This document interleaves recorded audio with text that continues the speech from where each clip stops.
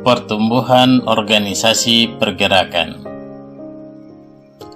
Akibat perubahan kebijakan pemerintah kolonial Belanda di awal abad 20, terutama berkaitan dengan bidang pendidikan, maka di Indonesia muncul kelompok sosial baru, yaitu kaum intelektual. Wortem mengatakan, munculnya kelas baru ini mempengaruhi sistem nilai sosial dalam masyarakat Indonesia, dalam pengertian kata yang lebih sempit. Bila pada masa lalu, masyarakat hanya melihat kepada para pemimpin tradisional dan keagamaan, sekarang mereka mulai mendudukkan kewenangan para pemimpin spiritual baru, para intelektual, di atas bupati atau kiai. Menurut Marwati Junaid, sekolah modern telah berfungsi sebagai katalisator bagi terwujudnya dua jenis elit, yaitu birokrat modern dan intelektual. Keduanya menurut Marwati berasal dari tradisi pendidikan yang sama, tetapi berada dalam lingkungan politik dan sosial yang berbeda. Bagian yang pertama lebih didukung oleh legitimasi politik, sedangkan bagian kedua didukung oleh keunggulan ilmu. Kelompok intelektual inilah yang kemudian menjadi motor penggerak utama munculnya pergerakan yang lebih modern di Indonesia awal abad 20. Ide pokok yang mereka lontarkan adalah penciptaan bangsa Indonesia dari beberapa latar belakang budaya, agama, suku bangsa, tradisi, dan bahasa. Mereka ingin membangun bangsa yang baru, modern dan terbebas dari keterbelakangan dan penindasan pihak kolonial. Klaim inteligensia yang mereka punyai menyebabkan mereka mendapatkan tempat yang terhormat dalam hierarki sosial berdasarkan atas sesuatu yang dicapai, yaitu keunggulan ilmu dan pengalaman yang tidak terbatas hanya pada lingkungan sekitar saja. Sebagian dari mereka mungkin berasal dari keluarga bangsawan lama, tetapi sebagian yang lain mungkin berasal dari golongan biasa saja. Tetapi dalam penentuan hierarki, yang menonjol adalah pencapaian sendiri, bukan yang bersifat askriptif turun-temurun. Kelebihan yang dimiliki itulah yang menyebabkan kaum intelektual kemudian berhasil membentuk kelompok yang memiliki kesadaran sendiri. Kelompok yang memiliki kesadaran tersebut kemudian berupaya memberikan penyadaran akan arti penting persatuan di tengah penjajahan yang mereka alami.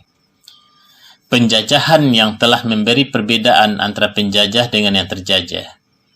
Penjajahan yang didasarkan pada ras putih dan kulit berwarna. Dari beragam perbedaan itu, kemudian lahir penghalalan beragam tindakan dari pihak penjajah kepada penjajah. Salah satu hasil kegiatan kaum intelektual adalah kelahiran Budi Utomo, yang dipandang sebagai organisasi pergerakan modern pertama di Indonesia.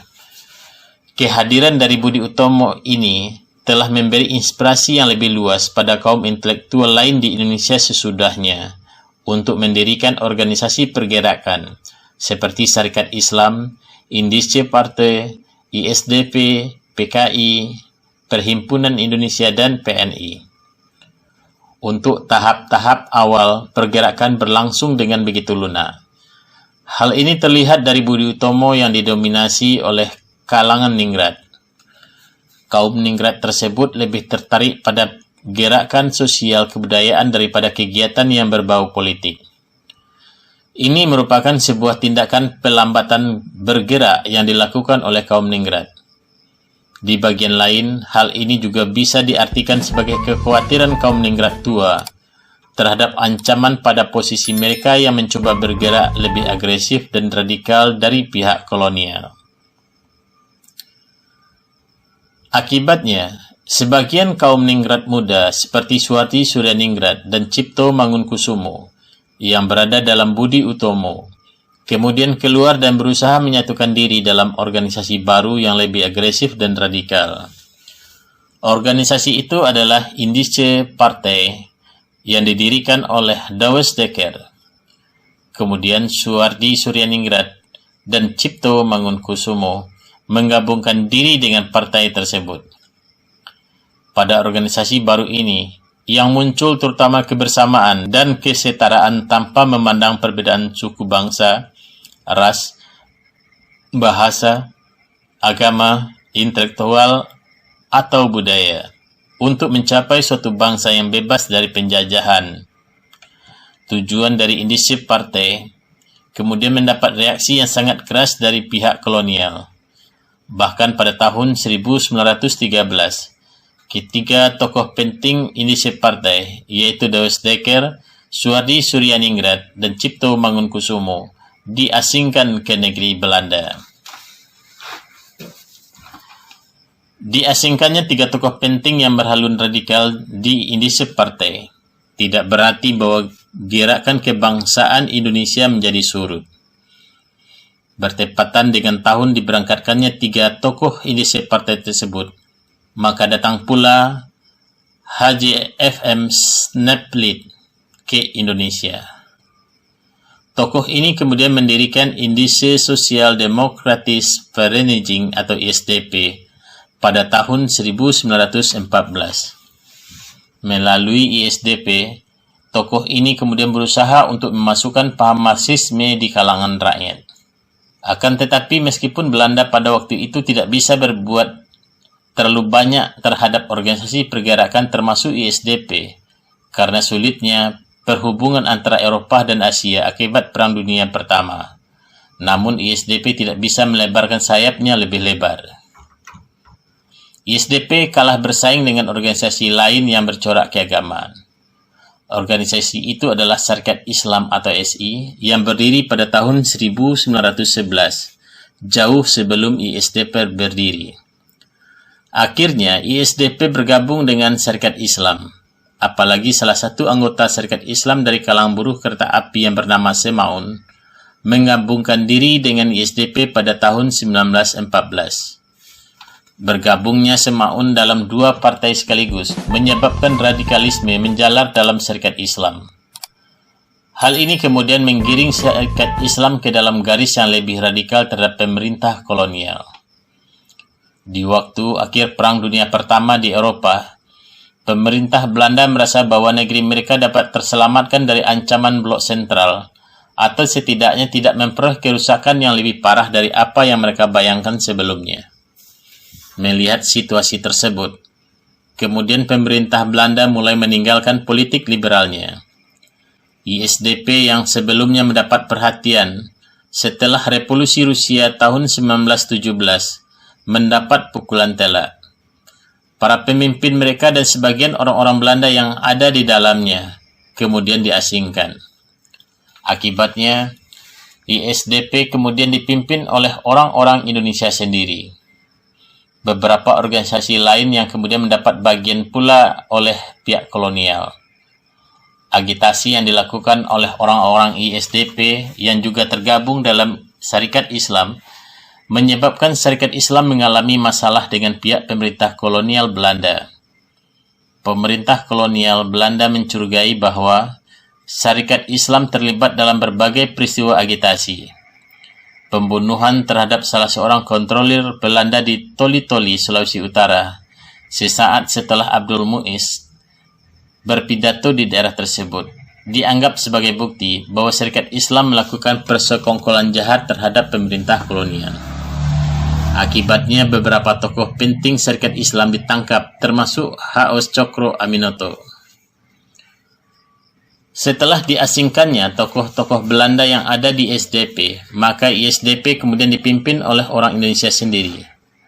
Ketika ISDP berubah nama menjadi PKH, Perserikatan Komunis Hindia, pada tanggal 23 Mei 1920, Semaun ditunjuk sebagai ketuanya dan Darsono sebagai wakil ketua.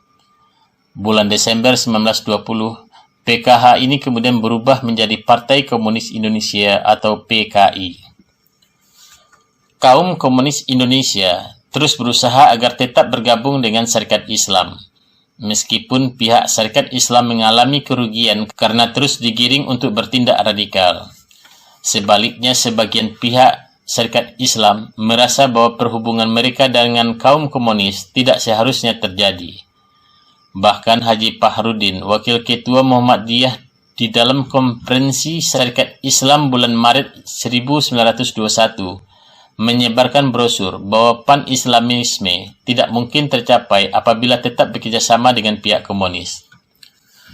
Meskipun kemudian dalam kongres yang lain, pihak komunis di bawah pimpinan Tan Melaka berusaha untuk menyatukan dua organisasi yang sesungguhnya berbeda dasar-dasar pendiriannya. Namun tampaknya perpisahan mereka harus terjadi. Dengan konsep disiplin partai, akhirnya pihak komunis harus berpisah dengan Syarikat Islam. Perpisahan antara komunis dengan Syarikat Islam memang sesuatu yang sangat diharapkan oleh pihak Belanda, karena hal ini berarti memperlemah organisasi, baik Syarikat Islam maupun organisasi komunis. Malah untuk mengacaukan situasi, maka pemerintah kolonial sebagian kaum priai ikut membantu gerombolan-gerombolan jahat, anggota polisi dan para kiai yang ikut menyerang atau mengecam anggota PKI dan Syarikat Islam. Sebagai contoh adalah kasus Kiai Tamam di Pamekasan, Madura pada tahun 1918. Sementara pemerintah sendiri dengan beragam kejadian yang terjadi tersebut semakin memperketat pengawasan terhadap dua partai tersebut dan sekaligus menahan beberapa pimpinan mereka yang tersisa, yang menurut pihak kolonial sangat membahayakan kedudukan mereka. Pihak komunis atau PKI semakin terdesak dengan situasi tadi. Pada akhirnya mereka tergelincir untuk mengadakan pemberontakan pada tahun 1926 di Prambanan.